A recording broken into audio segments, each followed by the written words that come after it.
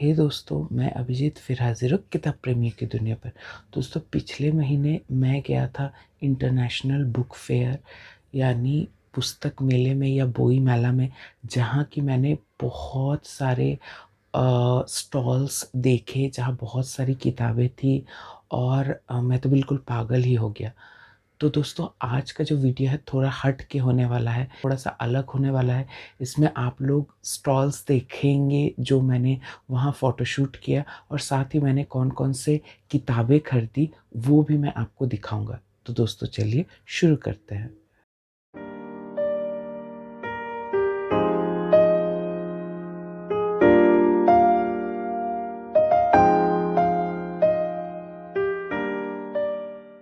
वहाँ की कुछ झलकियाँ आपके सामने हैं, आप देख सकते हैं।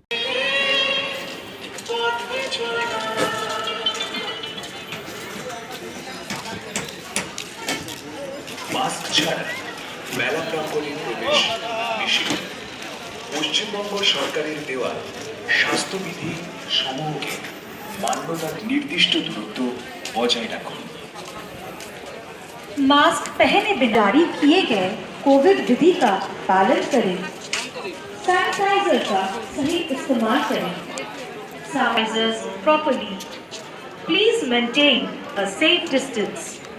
Your safety is our concern.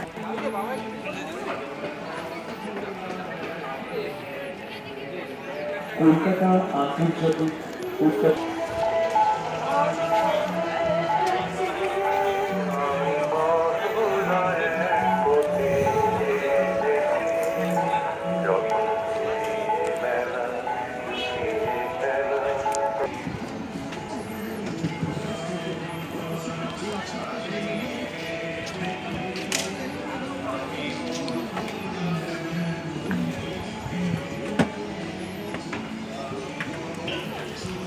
Have you collected the cash memo of the books you bought?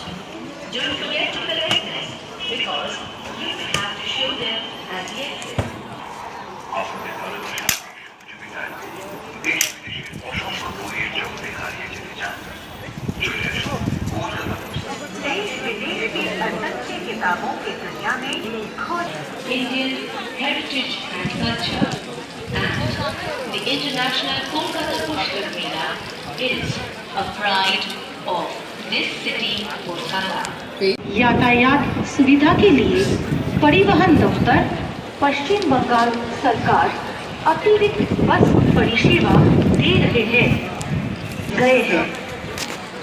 For book lovers, assured to provide additional bus services with the help of Bidhanagar Police.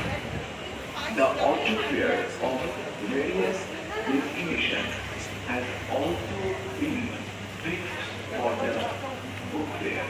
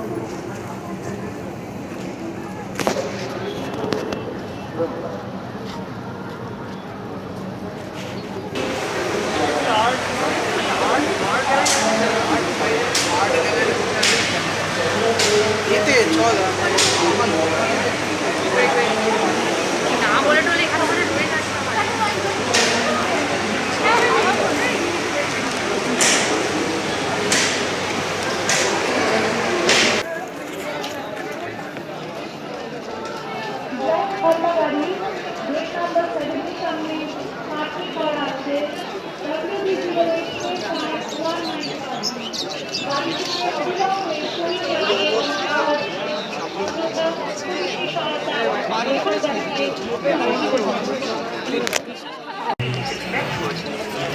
Find you, Stardust, if you like the catcher of inspiration.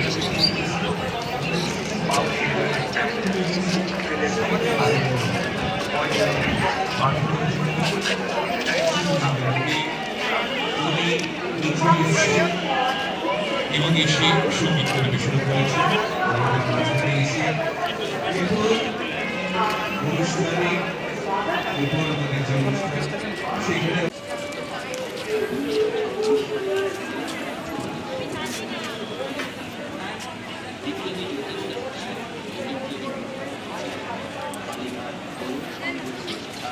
উদ্বোধন মঞ্চ থেকে CESC সৃষ্টি সম্মান 2022 প্রদান করা হবে শ্রী সঞ্জীব চট্টোপাধ্যায়কে। প্রতি বছরের মতো এবারেও মেলায় বিশিষ্ট ব্যক্তিদের জন্য থাকবে সুসজ্জিত সিইএসসি সেন্টার।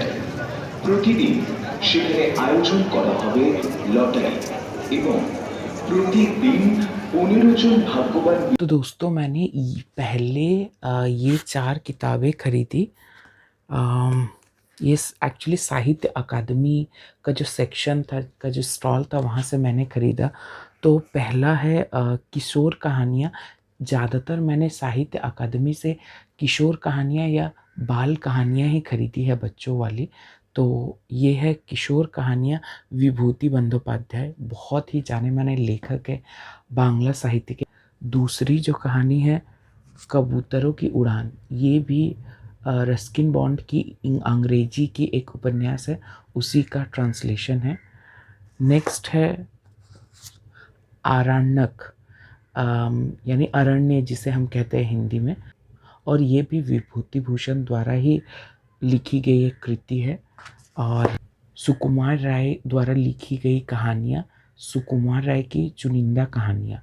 तो ये मैंने साहित्य अकादमी से ली है। उसके बाद मैंने कुछ और भी किताबें ली है।